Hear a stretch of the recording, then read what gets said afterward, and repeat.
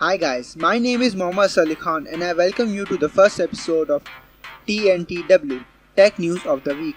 The top tech news of the week are magnetic 3D printer structures, crawl, roll and jump. MIT engineers have created soft 3D printed structures whose movements can be controlled with a wave of a magnet, much like marionettes but without the strings.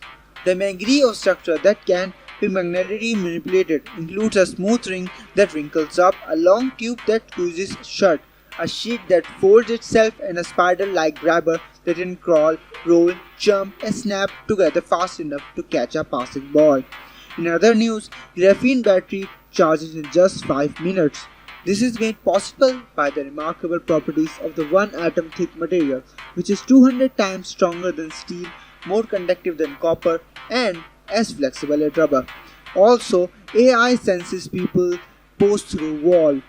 RF Pose uses artificial intelligence to teach wireless devices to sense people's postures and movement even from the outer side of a wall.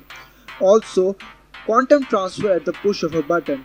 At the ETH in Zurich, a team of physicians led by Andreas Wallraff of the Laboratory for Solid-State Physics has now succeeded in transferring quantum information at the push of a button, and with high fidelity between two quantum bits roughly a meter apart. Their results are published in the scientific journal this week. JPEG XL could let you pack twice as many photos into your phone.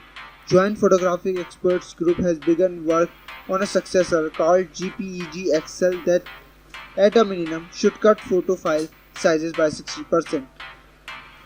Now, this last picture is what a stretchy circuit looks like. This new hybrid conductive material, part electric polymer, part liquid metal that can be bent and stretched at will. Circuit made with this material can take most two-dimensional shapes and are also non-toxic.